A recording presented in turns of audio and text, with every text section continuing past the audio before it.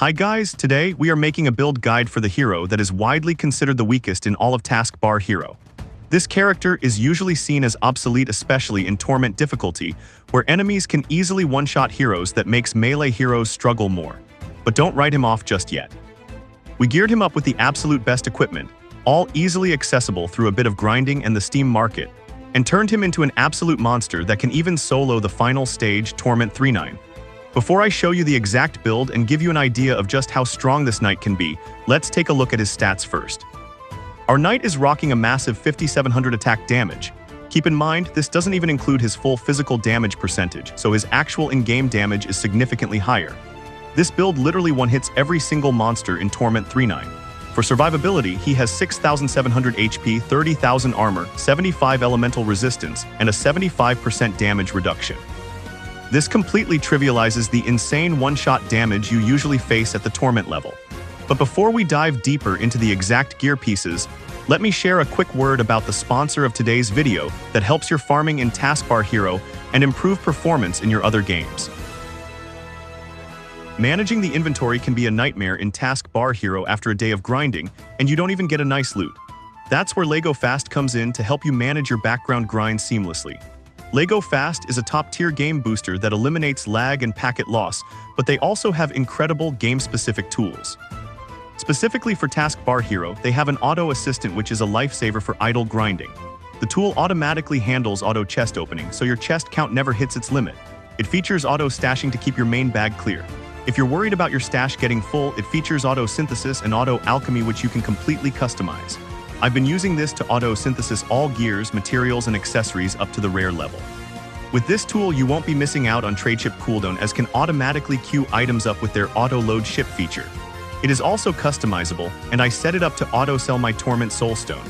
If you prefer to choose your items manually, you can open the real-time market price so you can see the exact current price on Steam. Another great tool is the Gear and Material Drop Details feature, which lets you see the game's drop data in advance. This works because the moment you enter a stage, the game server preloads the predetermined loot into your computer's memory. If you don't like the upcoming drops, you can simply go to another stage to reset it.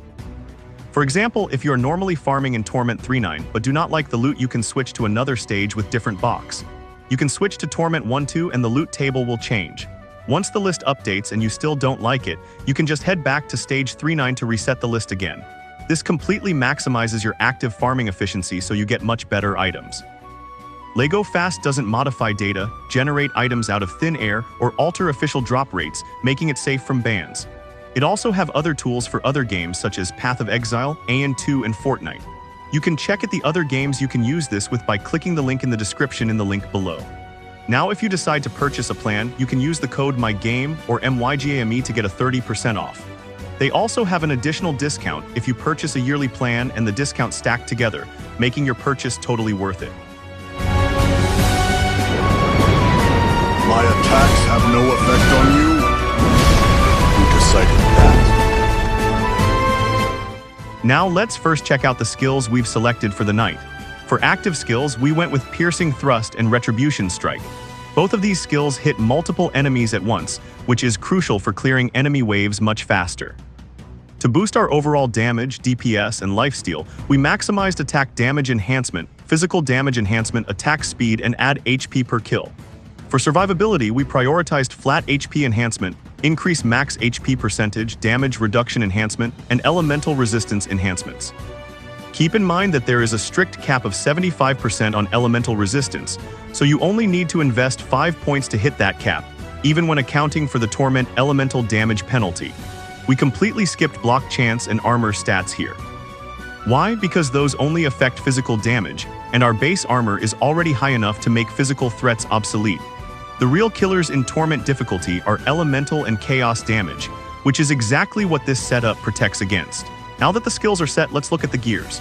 We are running a level 80 Beyond weapon alongside an Arcana subweapon. If you manage to get your hands on a Beyond subweapon, definitely use it instead, as it allows you to slot 2 engravings into your second subweapon slot. For decorations and engravings on the weapon, we stack physical damage. I used 1 Twilight Amethyst, 3 Amethysts, and 3 dice to scale our physical damage high enough to one-hit enemies using just basic attacks. Moving on to the armor. Unlike other classes, armor is absolutely vital for the knight since he needs to face tank damage and survive multiple hits. You'll want to target level 65 or level 80 armor pieces for this build. The most important inherent stat to look for is additional HP. I highly recommend using Beyond Grade or above so you can utilize 2 engraving slots on every single piece. For the helmet, I'm wearing a level 65 Celestial helmet which gives a great mix of HP, cooldown reduction, and armor. A level 80 Arcana or Beyond helmet works perfectly too. For the chest piece, I suggest the Beyond Dimensional Armor for its flat and percentage increases to max HP. For the glove slot, I'm actually opting for the Immortal Dimensional Gloves to grab that extra attack damage. I prefer this over the Arcana or Beyond variants because it makes hitting that one-hit kill damage threshold much easier. For the boots, I am running Beyond level 80 boots. Now for the most important part, decorations and engravings. For the decoration, I used Opal to boost the percentage of max HP, paired with Phoenix Ash for the damage reduction engraving. This specific setup allows you to max out your damage reduction cap at 75% using 7 armor engraving slots. Next up, let's look at the accessories. There are 2 mandatory accessories you need to run, while the remaining slots can be filled with any Immortal grade or higher gear. First is the Immortal Ethereal Earrings, which provide crucial attack damage and life leech. Second is the Arcana Crimson Bracer for its damage absorption and damage reduction properties, though any other bracer featuring solid damage reduction will do the trick. For the accessory decoration, we're slotting in turquoise for additional flat HP. This raises his base health pool, which beautifully synergizes with his passive abilities and the percentage-based max HP boosts from our armor decorations, pushing him all the way to 6,700 HP. For the engravings, we use Demon Blood to gain extra life leech for sustain, ensuring every single swing restores his health bar back to full instantly. So to sum it up for decorations and engraving for all of the equipment, you need Amethyst or Twilight Amethyst, Dice, Opal or Void Opal, Phoenix Ash, Turquoise, and Demon Blood. And that wraps up our Ultimate Knight build guide. Keep in mind this build is mostly for fun and isn't strictly necessary to beat the game, nor is it the fastest way to farm the endgame right now. However, this setup could become incredibly valuable when Taskbar Hero introduces tougher difficulties down the line where the current glass cannon damage meta falls short. They announced that they will release a roadmap this week, so expect exciting changes and updates in the game soon. If you want to see how to build other classes, feel free to check out the rest of the guides on our channel. In our next video, we're going to test this exact tank build philosophy on the Priest to improve our previous build and let her solo clear 3-9. Don't forget to like, subscribe, and hit that notification bell so you don't miss out on any future Taskbar Hero guides. See you guys in the next one.